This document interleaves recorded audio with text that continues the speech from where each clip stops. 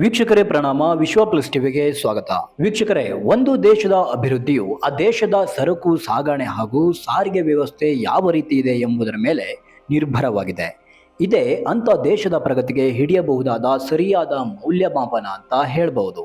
ರಸ್ತೆಗಳು ಸಮರ್ಪಕವಾಗಿ ಸರ್ವ ಋತು ಕಾರ್ಯನಿರ್ವಹಿಸಬಹುದಾಗಿದ್ದರೆ ಆಗ ಮಾತ್ರ ಉತ್ಪಾದಕರು ತಾವು ಉತ್ಪಾದನೆ ಮಾಡಿದ ಉತ್ಪನ್ನಗಳು ಮತ್ತು ರೈತರ ಕೃಷಿ ಉತ್ಪನ್ನಗಳು ಹಾಗೂ ತೋಟಗಾರಿಕೆ ಪ್ರಾಡಕ್ಟ್ ಹೀಗೆ ಒಟ್ಟಾರೆಯಾಗಿ ಆಹಾರ ಪದಾರ್ಥಗಳು ಸೇರಿದಂತೆ ಹೀಗೆ ಪ್ರತಿಯೊಬ್ಬರನ್ನ ನಾವು ಸುಗಮವಾಗಿ ಸಾಗಿಸಲು ಸಹಕಾರಿಯಾಗುತ್ತೆ. ಇದರ ಜೊತೆಗೆ ಈ ಎಲ್ಲ ವಸ್ತುಗಳನ್ನ ಒಂದು ಕಡೆಯಿಂದ ಮತ್ತೊಂದು ಕಡೆಗೆ ಸಾಗಿಸಬೇಕಾದ್ರೆ ರಸ್ತೆಗಳು ಹೇಗೆ ಮುಖ್ಯನೋ ಸರಕು ಸಾಗಣೆಗೆ ವಾಹನಗಳು ಅಷ್ಟೇ ಮುಖ್ಯ.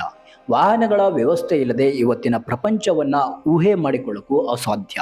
ಹೀಗಿರುವಾಗ ನಮ್ಮ ರಾಜ್ಯದ ಲಾರಿ ಮಾಲೀಕರು ಸರ್ಕಾರದ ಮುಂದೆ ತಮ್ಮ 5 ಬೇಡಿಕೆಗಳನ್ನ ಮುಂದಿಟ್ಟುಕೊಂಡು ಮಂಗಳವಾರದಿಂದ ಅನಿರ್ದಿಷ್ಟಾವಧಿ ಮುಷ್ಕರವನ್ನ ಪ್ರಾರಂಭಿಸಿದ್ದಾರೆ.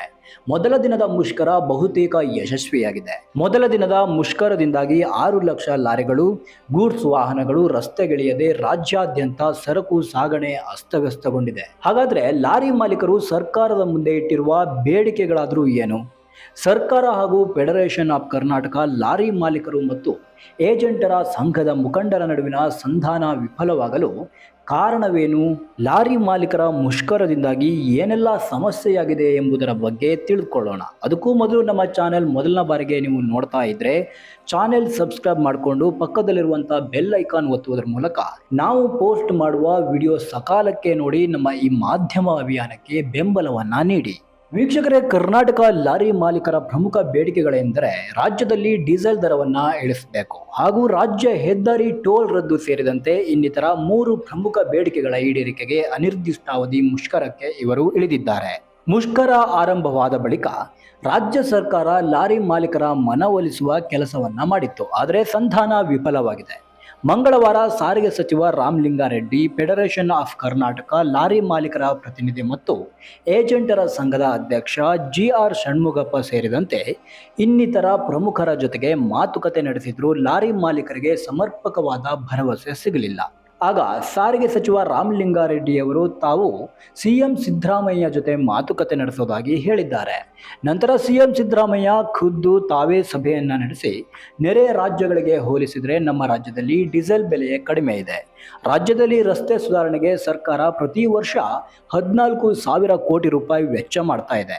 ಆದ್ದರಿಂದ ರಾಜ್ಯ ಹೆದ್ದಾರಿಗಳಲ್ಲಿ ಟೋಲ್ ಸಂಗ್ರಹ ಅನಿವಾರ್ಯವಾಗಿದೆ ಎಂದು ಲಾರಿ ಮಾಲೀಕರಿಗೆ ತಿಳಿಸಿ ಹೇಳಿ ಸಾರ್ವಜನಿಕರ ಹಿತಾಸಕ್ತಿಯಿಂದ ಮುಷ್ಕರವನ್ನ ಕೈ ಬಿಡುವಂತೆ ಮನವಿ ಮಾಡಿದ್ರು.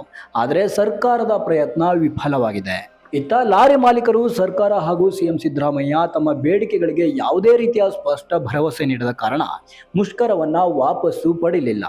ಲಾರಿ ಮಾಲೀಕರ ಮುಷ್ಕರದಿಂದ ಒಂದು APMC ಮಾರುಕಟ್ಟೆಗೆ ಪ್ರತಿನಿತ್ಯ 1,000 ಲಾರಿ ಮತ್ತು ಗೂಡ್ಸ್ ವಾಹನಗಳು ಬರುತ್ತಿದ್ವು. ಆದರೆ ಈಗ 300ರಿಂದ 400ಕ್ಕೆ ಇಳಿದಿದೆ. ಹೊರ ರಾಜ್ಯಗಳಿಂದ ಬರುವ ಲಾರಿಗಳ ಸಂಖ್ಯೆಯಲ್ಲೂ ಮುಷ್ಕರದಿಂದ ಕುಸಿತವನ್ನ ಕಂಡಿದೆ.